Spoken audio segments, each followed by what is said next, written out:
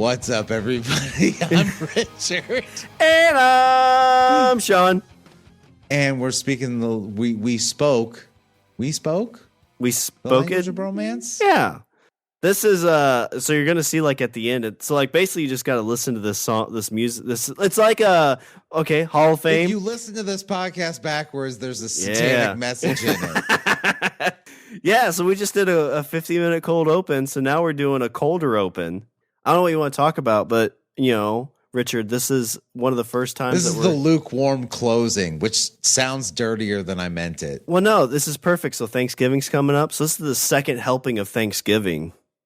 Oh, yeah. You were just telling me you're all set up. You're going to do dinner this year for Thanksgiving. I am. Yeah, I'm doing dinner. Usually I do lunch, so I'm up at 5 a.m, fucking throwing shit in the oven because I only have so much space in my oven. Are you letting like the kids and stuff help more? Because I know you say usually like you're like a dictator in the kitchen when you're cooking. I am. You know what? Like I am. However, this year I don't want to do that. I don't want to be like commander asshole in the kitchen. But the problem is that now since I have created a culture of fear, now nobody is gonna walk in there because I would, I'm not saying that I need the help. I don't need the help. That's not the point. Let's just be clear on that. All right. But I do, I would like to just, like have people like, come and stand and hang out at the very least. And like, I could be like, hey, you want to do this or do this? Like, I'm fine with, I am willing to accept help. However, if they do it wrong, I think at this point, I have frightened everyone away. And so now I am hoisted on my own petard. I get it. Yeah. They all feel like it's going to be a big trap. They're going to be in there mixing the potatoes. They're like, are these too lumpy, Dad? They're too lumpy, aren't they?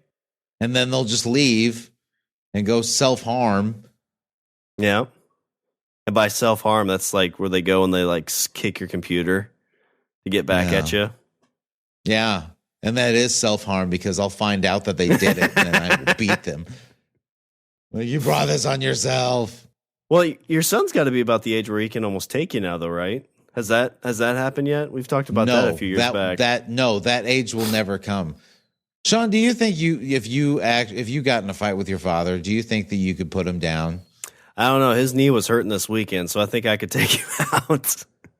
I mean, no, I don't know. You're still a little jumpy. You're still like kind of like, I don't know if I mean maybe, but I don't know. Yeah, I mean, he fights dirty, so I don't know. Like he has no worries. Like if we're going at it, like he's going to pinch me, he's going to grab me in places, and he's going to win at any cost necessary. Yep. That's how I operate. That's how you'll operate too. Oh yeah. Like once you get to the point where you're like, I think like in a straight up one-on-one, I think the boy could probably put me down. Like I can't let that happen, and I can't let him know that I have ever thought that thought. Yeah, for sure. Because then they're going to get cocky. And they're going to be like, I own this house. And you're like, well, no, you don't. And they're going to like go at you. It's kind of the whole like, everything you know I've taught you, but you don't know everything I know. But you do, like, as they grow up, you got to start getting smarter. Because like with him, I mean, he's getting bigger, my kiddo. And like he wanted to do like a slap fight, like a hit fight. And he got me a couple times that hurt, and so then I had to be a little bit more evasive, and so I jump out of the way. Like the Bam Margera where he like caught you off guard and just starts like, just like outfit slapping you. Yeah, basically. I don't remember what it was. He did something, and it's like I jumped out of the way, and I like gave him like a good like like the slap where you hit but you pull just in time, like a nice little. Yeah.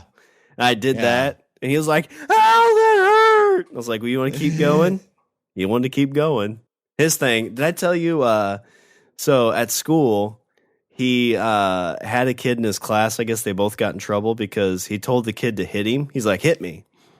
And he's like, but don't hit me hard. And apparently the kid hit him hard. And as he was telling us this story, he's like, yeah, I told him not to hit hard. He didn't listen. Man. Just kids out there fighting. Got their own little underground fight club. Back in the day, they had rap battles. That's what they should do. They should do a rap battle. Oh, yeah. They should bring those back. You know who the king of rap battles was, Shawn? Eminem. I don't know. I heard back in Detroit, there was a rap battle between Eminem and Kid Rock. And I heard Kid Rock won. You know, I did hear him. He actually has a fairly decent voice. I think, you know what? I'm not discounting his voice, but anymore, does it not seem like he tries to like cosplay as a hillbilly? A little bit. Like, I think he's like lives in Tennessee or maybe Bama. I think he lives down south. I'm not sure. But like, Richard, at this point, aren't you just like yeehaw LARPing? Like, isn't that maybe. what? But you know where he should be, Richard? He should be in the Rock and Roll Hall of Fame. Oh, Jesus. And that's where we're going to start the show. Nailed it. Perfect. Okay. You scare me. Don't scare me like that. No, I have a cold open, but I doubt that this cold open topic could extend more than like 10 minutes. Well, to be fair, our cold opens have been going like 20 minutes, so I'm recording now. That's because I am too. Well, Okay. That's because there are things to discuss. For example, so I was watching, I don't know if you do this. Do you watch the Rock and Roll Hall of Fame inductions every year? No, I absolutely hate the Rock and Roll Hall of Fame. Why? Because it is such a pretentious, like, I despise it. I'm not a fan at all. No, disagree. I'm not a fan at all. We're gonna fight now. You and I we're gonna have a fucking argument about this because I see people complain and bitch and moan on the internet, and they're like, Rock and Roll Hall of Fame save rock and roll anymore. I'm like, no, I don't care about that. Name like, that's not 5 my problem. Rock and roll bands that exist in the world. Name 10 and rock and roll. I'm talking rock and roll, not metal, not fucking, whatever. I'm fine. Actual rock and roll band. What is the last like straight up rock and roll band I can think of, like right off the top of my head, is probably Nickelback. like, I was gonna say, the first one that comes to mind is Greta Van Fleet. Okay. Or Foo Fighters. I mean, To Foo me, Fighters, that's I a would say, rock is and roll band. Foo Fighters would be more post grunge. Like, are you considering grunge like rock and roll? Because then, like, in that vein, like, you would say new metal's rock and roll. But see, I think that the Rock and Roll Hall of Fame has taken a de facto. They've taken it upon themselves to be basically like the Music Hall of Fame, which I think's fine. I totally am fine with that, and I don't understand why people get upset about it. My problem with it is that, like, music is so subjective, and when you have a Hall of Fame, it becomes even more subjective on who should and shouldn't be in there. Because I think, like, there's no, like, you have to have X number of number one hits. I think the only thing is you have to, have an album that it has to be 20 years. You're eligible 25 years after the release of your first record. And, like, let's be honest, like, it's the Music Hall of Fame. It's been the Music Hall of Fame for a while. Like, that's not just recent. I completely agree. Dolly Parton just got in there. She did. She was inducted this year. You're trying to tell me that if you have a Music Hall of Fame, Dolly Parton has to wait probably, 60 years after the release of her first album? Like, to me, that is sinful. You know what? Like, yeah, I would agree. I think the that Doobie Brothers, Richard, had to wait till 2020. I think that they had to. I think that they probably spent the first however many years saying like, we're the Rock and Roll Hall of Fame. We're not the Country Music Hall of Fame or whatever. Is Elvis Presley not in there? Huh? Elvis Presley's not in there. I don't think that's true. I don't see him on this. Oh, there he is. Okay. Whew. I was going to blow my... No, yeah. Performers class of 1986. Okay. I was about... Because Dolly Parton was under D, but Elvis Presley wasn't under E. Man, they can't even get their list right. Dolly Parton's not under P. She's on D. Elvis Presley's under P, not E. It's ridiculous, Richard. Anyway, continue. So this year... It was a very eclectic induction this year because I think last year they put in some decent ones like Jay-Z. Jay-Z was last year, but this year, Shawn. So this year they decided Duran Duran, which like again. You know, we're talking about the rock, is Duran Duran considered rock and roll? I'm gonna say no. How many number one hits has Duran Duran had? Oh my God, Shawn! Don't do this, Shawn. They had Rio, they had Hungry Like the Wolf, Ordinary World, Come Undone. Like they've had 1, 2, 3. I think they've only had one number one hit, but they've had some top 20s. But see, that's the thing. So, all right. Hungry Like a Wolf only peaked at number 5. Yeah. And that's, so if you want me to get like into this, like the number one, the peak they had was a song called The Reflex. Do you know The Reflex? Mm-hmm. How's that one go? I'm not singing for you. Relax. Don't do it. I remember, I vaguely remember that song, that particular song. But it's just kind of like what's the musical awards? Is it the Academy? No, it's not Academy. What's the big musical? Grammys. Yeah. Like even the Grammys to me is like, I remember, and it goes back to this, like, so I'm a huge Papa Roach fan, and they came out in 2000, like they were really big, and they were nominated for Best New Artist, and they lost to some like lady I'd never heard of, who like her acceptance speech is like, well, I've been doing this for 25 years. I was like, how are you a new artist and you've been doing this for 25 years? Well, I mean, don't get me started on the Grammys, okay? When they started the category for Best Metal Performance, you know who the first winner of the Grammy for Best Metal Performance was? It was Jethro Tull. This was the year that Metallica released the Black Album. Yeah. Which, I mean, say what you will about Metallica, and I can say plenty, but like the Black Album was... Yeah, I'm not a fan. I mean, I'm not a big Metallica fan, but you can't like... I'm not a big Metallica fan either, but Black Album was chef's kiss. Mwah. But like, so again, I'm gonna bang my Papa Roach drum, but they've been around since 2000. They've had 10 albums. They've had numerous top hits in the rock category. And like their newest album's probably one of their best. And they probably will never get sniffed for the Rock and Roll Hall of Fame. Well, I mean, who knows? Maybe they will. I doubt it because they said 2000. So I mean, yeah, it's been 22 you won't know years. They're not eligible until 2025. I thought it was 20 years. 25. When did Eminem's first album come out? 97. Oh shit! Eminem was born in St. Joseph, Missouri. Didn't know that. And he says he's from 8 Mile. He was. Oh, okay, 97. Okay, so it was 25 years. I thought it was 20. Mm-hmm. Well, we'll have to talk about this in 3 years then.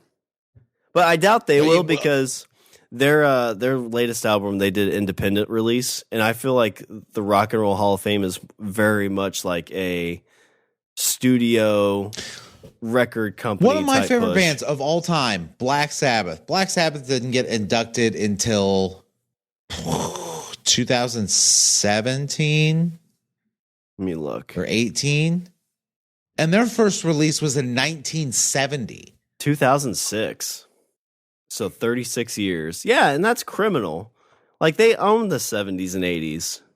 I mean, well, but the thing is, I mean, yes, I think that to me, in my head, when you were looking at who gets inducted into the Rock and Roll Hall of Fame, I think that it partially has to do with, like, how many hits did you have and stuff like that. I think another factor of it is, have you contributed something significant to the music industry in general? I think that's probably a part of it. I think another part of it is, like, what artists would vouch for you as a major influence in their work.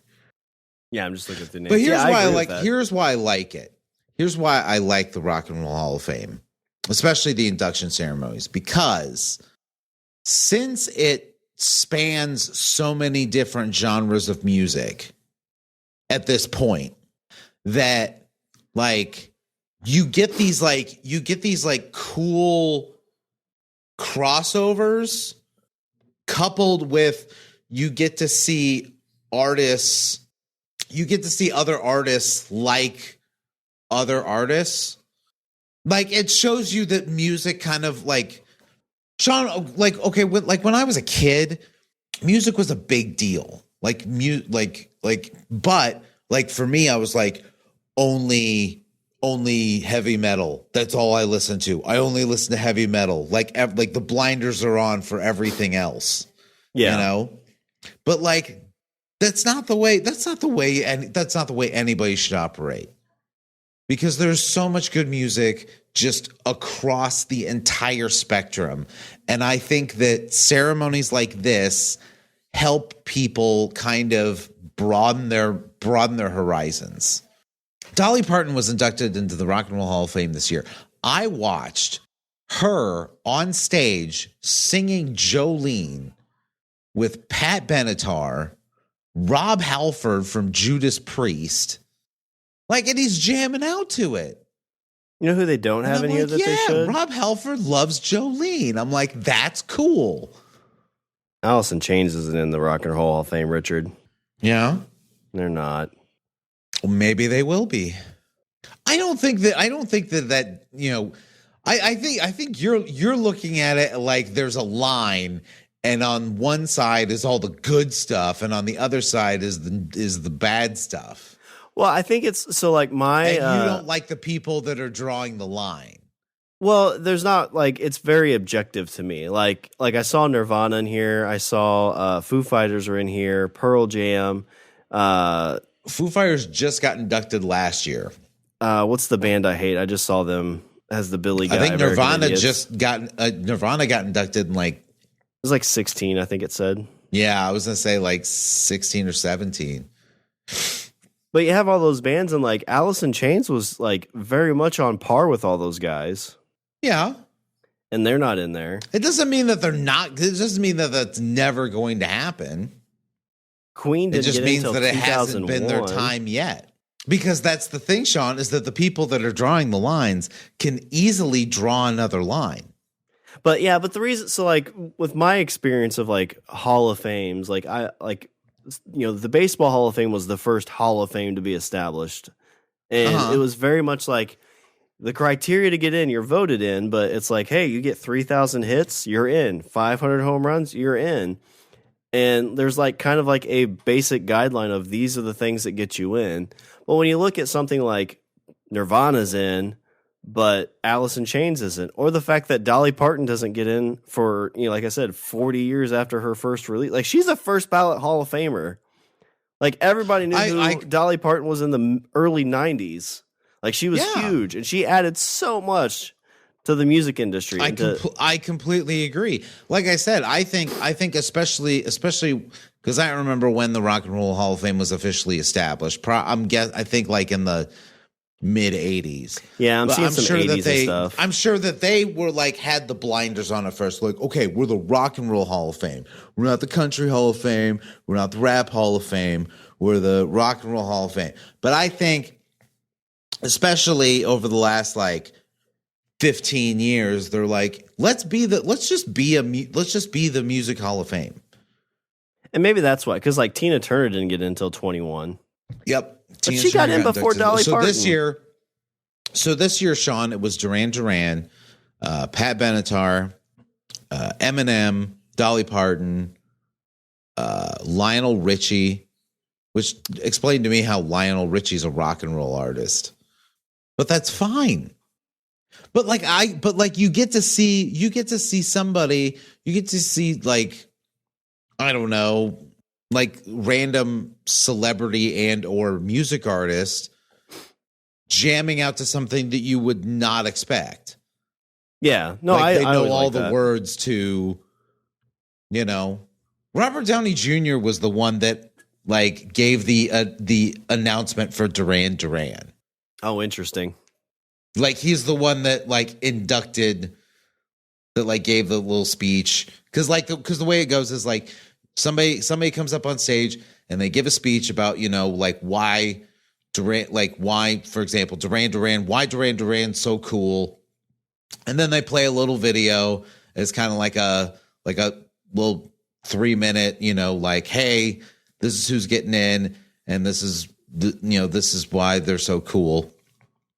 And then it cuts back to whoever did the speech, and then they say, this year I'd like to induct, Duran Duran into the Rock and Roll Hall of Fame. And then that band goes on stage and they'll do, kind of like quick hit, like their catalog.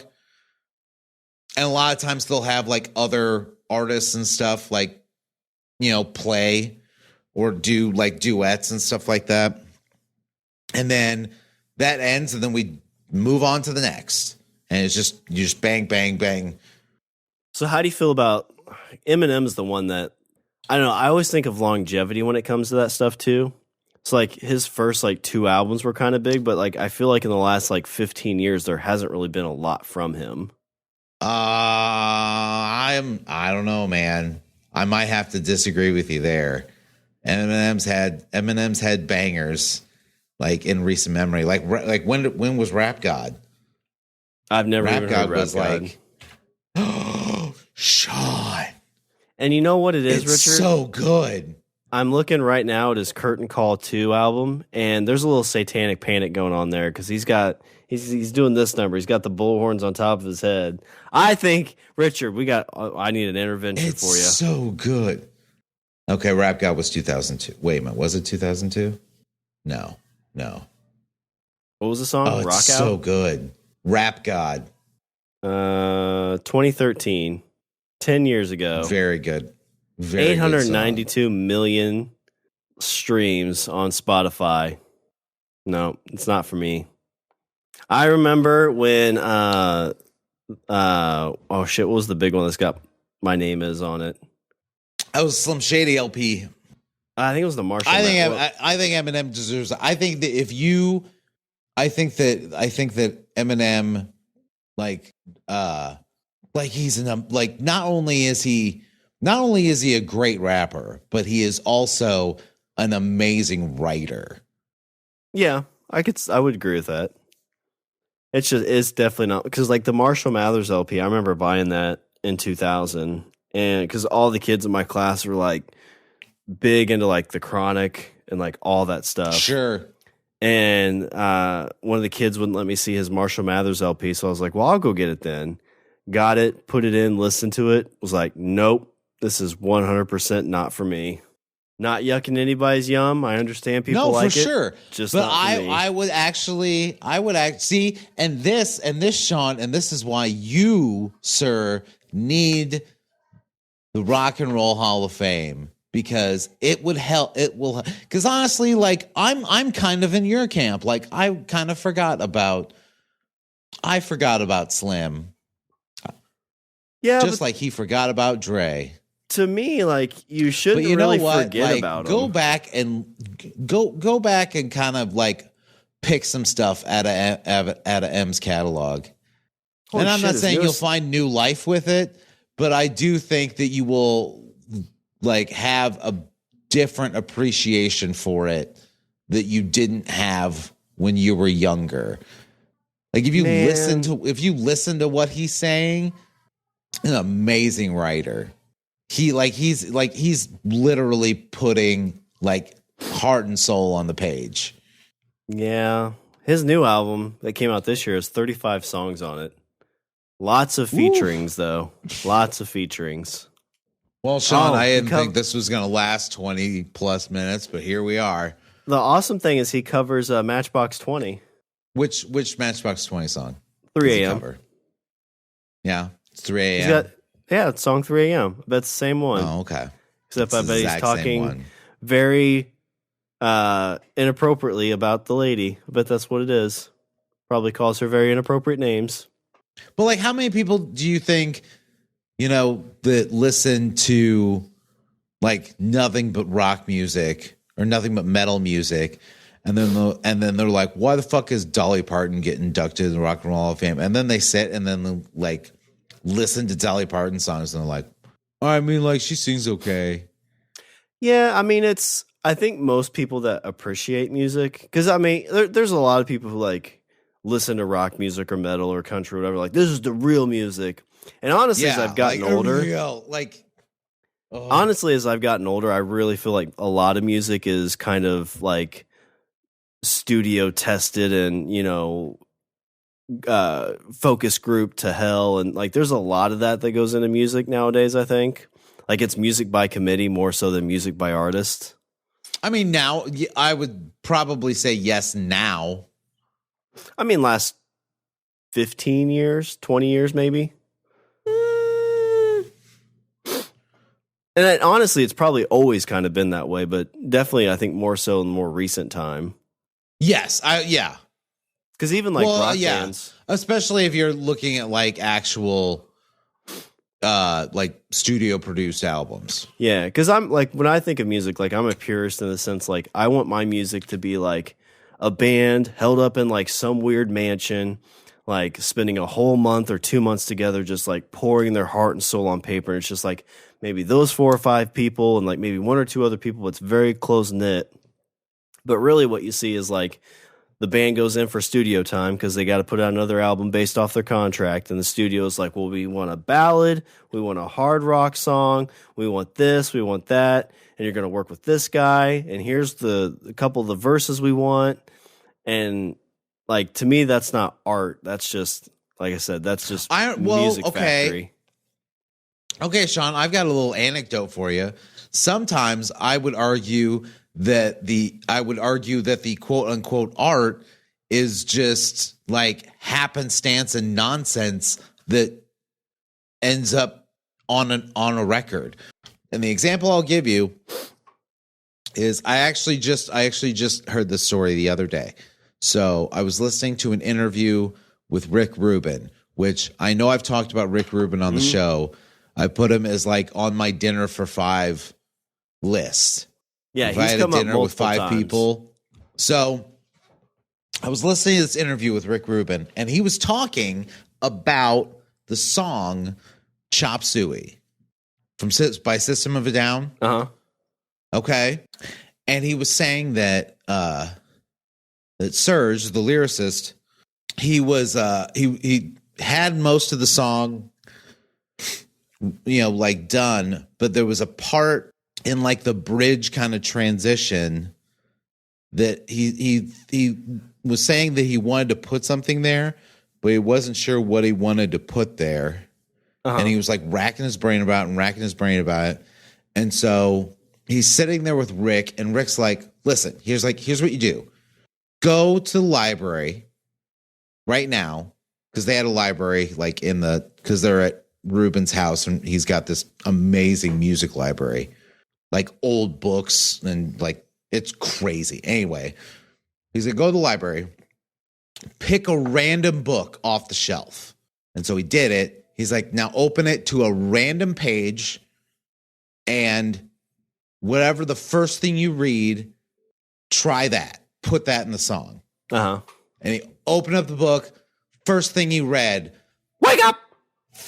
No, wasn't that. It was the bridge part. It was the Father, dear hands, I commend my spirit. Oh, yeah. Oh, nice. Why have you forsaken me? Yeah. Yeah, exactly. So that whole bit that everybody thinks is like this, like where you feel like, oh my God, he's pouring from his soul. Like he's like really putting his heart out, for the audience or whatever. It's a random phrase he picked out of a random book. So what you're saying is he stole his lyric. He plagiarized. Yes. That was the overall point of my story. No, Great. Shawn. Now overall point, we need to find that book, and he owes that person royalties because it's not rock music if somebody's not getting sued. My point is that it can come it can be like complete garbled nonsense, but it still like works. No, yeah, but that's still like creative process. But that's not like, him and Rick Rubin, with 40 other people come up with like 6 different versions, and then they play it for a bunch of different groups and say, well, which ones did you like best? Like focus group this. For sure. Yeah. That's what I talk about. If you're asking, is it, it's not like, I get what you're saying. You don't like means tested music. Yeah. Like I guess I was just trying to illustrate that things that you think are significant might not necessarily be significant. It might be completely arbitrary and just pulled from the ether.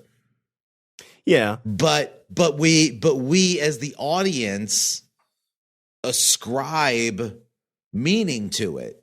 Yeah, but even that, like, most people when they look at art, like, it's a reflection of themselves in it. So like when he's singing that, like, you're not like, oh my God, like, I think, he's pouring, like, I wouldn't think like he's pouring his heart and soul out. Like, to me, I would take that and reflect from myself, like from my perspective, because I think that's what most art does. So even though it was just some random book somewhere that he grabbed, like, even to him, it might have some more meaning now. Like, there's probably some, higher power significance. Like, well, why did I turn to that one page? Why did it work just right? And like, it probably has a meaning for him now that it didn't back then. Exactly. Because Rick said even the same thing. He's like, I've worked with the Chili Peppers, and he's like, I've seen them write songs where they have no idea what the song is actually about when they're doing it, like when they're writing it. Like the song doesn't necessarily have any like personal meaning to them when they're creating it. But then, like, down the road, when someone's like, hey, like, what was your intention with blah, blah song? Like, what were you trying to convey when you wrote, X song? And they're like, well, we're trying to convey. And then they say an answer, but the actual answer is, I don't know. I wanted to make more money when I wrote it. But now this is what it means to me. Yeah. And I guess that's where, like, to me, and you'll never really know, but like, that's where it's like, music to me is like a very like expressive, like, art form. And like, all songs should have meaning. And when I hear things like that, it's like, well, we're just trying to make rhymes up. We're just, throwing stuff together and had a funky beat and it was catchy. Like, to me, that just says, like, I don't fucking know. I was just trying to put a record, like, song on a record to make money. Not like I'm very much trying to express myself in an artistic form in, like, a song that, like, I wanted to talk about this specific. I wanted to make a song about this very specific thing I was feeling at the time. But I'm saying, why can't you do both? I mean, it's the difference between like working a job to pay your bills and doing something you absolutely love would be my comparison. And the reason I bring this up is because, and the one reason I wouldn't say dislike Dave Grohl, but I definitely have a different opinion on him now. He was sitting in a dressing room and they're recording him for something. He's like, well, here, let me show you how to make up a hit song. And it almost like he was making fun of the whole thing. He's like, well, you need a catchy beat. And he started doing this beat.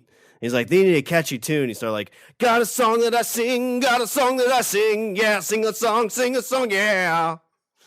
I was like, I feel like you're like making fun of people who like enjoy the music that you sing. And I'm sure it wasn't like specific to that, but like Foo Fighters song, like albums, I always feel like there's like 3 or 4 really, really good songs, and the rest always feel like fillers to me. Yeah, honestly, I think it depends. I mean, for that, it just depends on the song. But I would probably say, that like sometimes like music gets written and then lyrics come later. And sometimes lyrics are written and the music comes later. Yeah, I think a lot of bands have different kind of ways to do it. Like some it'll be, they kind of form it as like a, poem type thing. Like, okay, I'm thinking of this like thing, you know, I'm going to I'm going to sing this, da, da, da, got a song, sing song, sing song. And then they kind of like form the music around it. And sometimes somebody come up with you know, like Last Resort, I think they had the lyrics and they couldn't find the music to put to it. And then like the bassist was like doing something on the piano and they were just like, that's it. That's the rhythm. And then they built the song around that. Yeah. Okay. Again, going back to this fucking Rick Rubin interview, like he was saying how, cause he's worked with fucking everybody. He said that like he's done albums with Eminem and he's done albums with Jay-Z. He said Eminem is writing all the time. Like Eminem is always writing because to him, like he says, he's like, I always want to be writing because I always want to be in that headspace. So that way, when I need something, like it can just come. He's like, because he said he writes all the time in like notebooks. He always has notebooks and he's writing constantly. But he's like 95% of everything in those notebooks, he'll like no one will ever see. Yeah, I mean, that's like no Prince. one will ever hear. But he just does it for the exercise of doing it. So that way, when he wants to draw on that, he feels like he's been exercising the muscle, and so it can just come. Yeah, well, I think if you're doing that over an extended period of time too, like I'm sure you got tabs on things that's like, oh, like that feels like gold. I'm gonna hold on to that. Like I'm gonna make a special note of that. Right. And so, but then he's like, and then I've worked with Jay-Z. He's like, I remember when we were recording 99 Problems. He's like, I had the beat. And so Jay-Z comes in the studio and he's like, play me what you have. And he plays just the beat. And he's like, okay, I really like that. He's like, just play it again and just keep playing it. And so like he's like the whole, like 15 minutes, he's sitting there and he's listening to it and he's kind of nodding his head. And then after 15 minutes, he stands up and he's like, okay, he's like, let's do a take. And just spits out this entire fucking song in one take. Yeah. And so then he stops and he's like, okay, let's do it again. He's like, and he spit out the exact same lyrics. He might, like he's like, he would spit out like basically the exact same lyrics, but he might change the emphasis on where he puts words or might change a word here and there. Mm-hmm. But it'd basically be the same. And he did that like 4 times. And then he's like, okay, I think we got it. Yeah. But he just wrote the entire song in that 15 minutes sitting in a chair. Yeah. Like he didn't write anything down. He just put it in it. He just put it all together in his head and then bleh. Yeah. I've heard a lot of this, like bands and stuff talk about like their big hit songs are ones that just like took like no time at all to write. Like it just like naturally came out. Like the muse hit him just right. Yeah. Dolly Parton wrote I Will Always Love You and Jolene in one night. Was she high on cocaine? She was not high on cocaine. Okay, because that's how Stephen King writes his books. She wrote both songs in the same evening. That's impressive. Right? Like I Will Always Love You, like the #1 ballad for like 40 years. Yeah. I always forget she wrote Jolene, that. Like later that evening.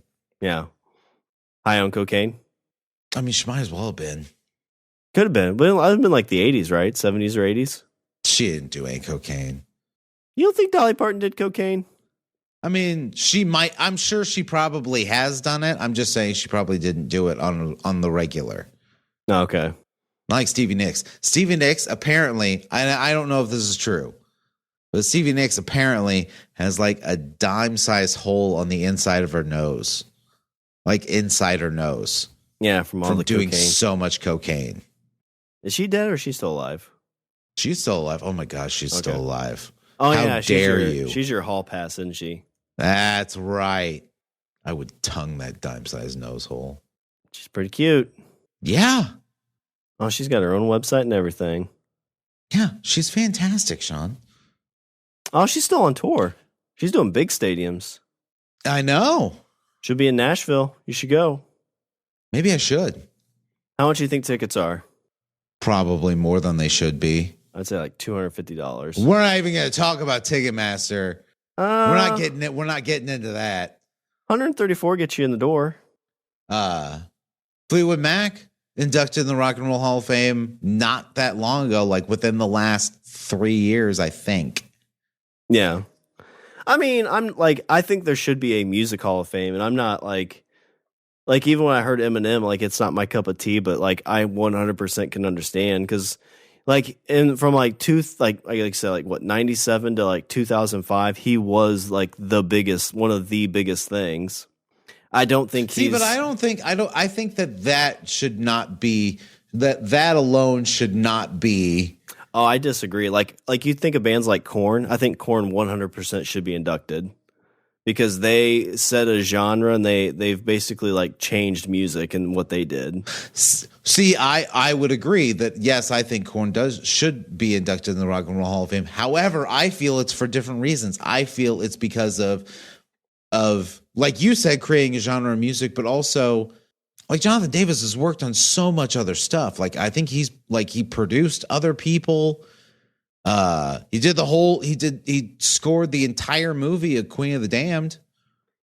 Yeah, and he could go in on his own because they do induct like individuals too. But like I'm just saying, the band in itself should go. No, like there's an argument for Limp Bizkit too. To be honest, like I'm not a Limp Bizkit fan, but you know, you look at a time frame, and I compare it to like when I say like again, I'm going back to like the Baseball Hall of Fame. If there's a guy who has like a ridiculous like 8-year career, but he doesn't like reach like the 3,000 hits or the 500 home runs, if he has a solid legit 8 years and it's like he was like the best at his position for a solid almost decade, then that guy's going to get in the Hall of Fame. And I feel the same way with music. Like if it's somebody that like you flip on the radio and you hear it, and like 90% of people are like, oh yeah, I've heard of that band or I've heard of that person. Like I feel like that is like how you should get in there.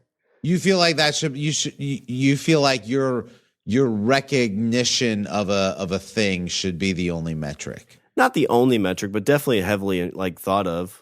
Yes. Like again, like Dolly Parton to me, just getting in now seems criminal. Like Dolly Parton's somebody that should have been in like early 90s because they had like you said something about like it was only rock and roll, but they had a bunch. I was just kind of flipping through. They had some 80s and 90s people that were not specifically rock and roll.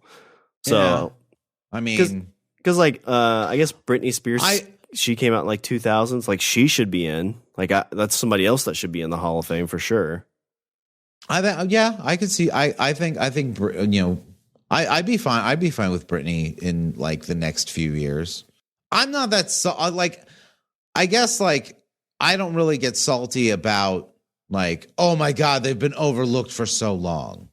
Like getting inducted into the Rock and Roll Hall of Fame, like while it is an honor, like I don't think these people are like sweating over not being. I don't think Dolly Parton had spent the last like 20 years going, where the fuck is my induction ceremony?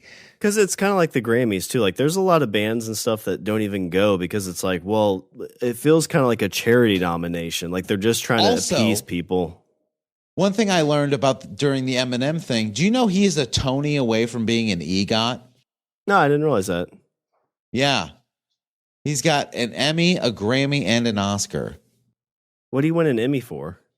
I don't know. I'm curious, but like I could see like I'm guessing 8 Mile for the Oscar, probably like original music. Oh yeah, I forget Oscar has all that stuff in there. But I don't know about Emmys. I don't know how the hell he won an Emmy. But you know what this means, Shawn? This means that Eminem needs to produce a musical. I'm surprised he needs to do a Broadway show. I mean, they just need to turn 8 Mile into a musical. I mean, it essentially was anyway. Yeah. So he won an Academy Award for Lose Yourself, Best Original Song. Grammys, just his music. What else did he get? He is a Tony away. And he's an Emmy winner on the Mother trucker. Rolling Stone's like, you can't read this without buying it, but we're going to flip you around. Emmy winner on Percival joining a 17-member club. I don't know what that is. I don't know. But yeah, I mean, and I feel like that might be kind of like the jumping the shark as if they turn 8 Mile into a musical. Well, yeah, but okay, if I'm Eminem, I'd be like, you know what? I'm going to turn 8 Mile into a musical just so I can get the Tony. Oh, I agree.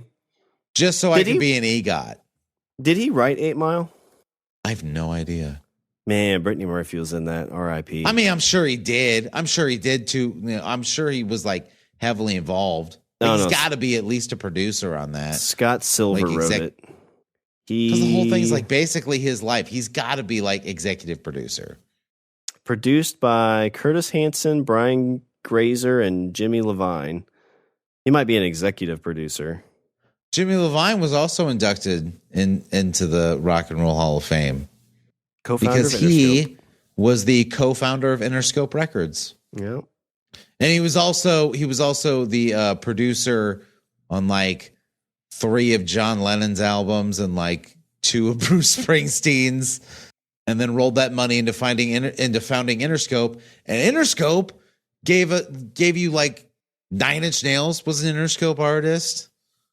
Eminem, obvious, like so many. It's crazy. Jimmy Levine was the guy that the other half of the Beats by Dre payday from Apple. Yeah, I saw that, like the Apple. So he's got like $80 gazillion dollars. It bought whatever it was for $3 billion. Yeah. Music streaming and the Beats electronics for $3 billion. Yeah. That's a nice payday. Yeah. Jimmy Levine's got some money. I wonder what he does now. Poops on. I don't know. He's got $285 gazillion dollars. I'm sure he just probably like hangs out. Hopefully he didn't get into that crypto that just crashed. Oh God. I say that as somebody that just heard about the crypto crashing. I know nothing more about it. I really don't know what I would do if I had like Jimmy Levine money. Like I'd probably like if, okay, let's say hypothetically that I had started, like I made my money on music, right? Like I would probably just keep doing that. That's what I mean. There's probably like, and like not really give it. Like at that point, I probably just wouldn't give a shit about the money. I just like want to just like find artists and spend money and like develop them or whatever. And I think that's like I just want to like help make more music. Yeah, I think that's what happens with a lot of people. Like they'll end up getting a business like that they sell for $3 billion. They have a non-compete for like 3 or 4 years, but then after that's over, they end up starting another similar business, and it gets built up and bought again. They sell it for another $3 billion. Yeah, I think that's typically kind of the flow that they go, because if you've built something that somebody wants for $3 billion, you probably kind of know what you're doing, right? And so you're like, well, I'll just do it again. But yeah. And since you have like $3 billion, like you don't really give a shit about money. Yeah. They all start like they restart that up as kind of like just a hobby passion project. And then it ends up just they do a couple things here or there. And all of a sudden it's like, oh, this is a very profitable, because they're all probably very business mindset. So like just naturally they're not thinking like, well, I don't care if I lose money. They're thinking like, okay, well, if we do these things, like we're going to make some money, which is cool. And then after 4 or 5 years, like, oh shit, we're making a lot of money. And now Amazon wants to buy us for $3 billion. Okay, well, go ahead and buy us, Amazon. Oh, I can't do this for 3 or 4 years. All right, well, I'll just, sit and plan my next thing. Oh, guess what? Start a new record company. And then, I can still hang out with people and listen to music and do whatever. I mean, that'd be like this. If somebody's like, hey, we're going to buy your podcast library for $3 billion, but you can't podcast for 3 years. I'd be like, okay. And after like, or you can't podcast on this specific thing. We have to do something different. Like, I'm sure after a few months, we'd start something else. Then we'd have to get like specific about like, okay, so now we're just going to specifically speak about the Rock and Roll Hall of Fame. Yeah. That's all we're going to talk. Like, we'll just go year by year. Oh shit. Yeah. You could do that for a while. You could have each episode, like you could do like bi-weekly episodes and do like each artist. So like in a full year, you'd get through like maybe like 2 years, and like it would take us like 20 years to get caught up. Maybe you'd have to do it weekly. How many artists are in the Rock and Roll of Fame? How long will that take us? A lot. Because you're talking about like at least like five or six different artists / bands that are inducted every year for the last. There's 365 inductees total. So if we did an inductee a week, 365 divided by 52 would take us 7 years. So yeah, we do that for 7 years and somebody buys that and we start something new. We're on to something, Richard. Step 1, we need somebody to buy this for $1 billion. Although, you know what's going to happen is they're going to be like, well, I was going to, but your cold open took 50 minutes. So it wasn't a very cold open. Shit. I don't know what to do now. Well, I think what we need to do, so I'm going to edit this, and we'll do our cold open now, and I'll edit that to the beginning, and this will be the episode. So what we'll do, this is what we'll do.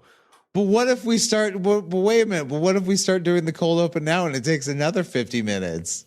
Well, then we have a dual cold open. And we just end up in this never-ending cycle of, like, we never actually start a show, but we've done like 4 or 5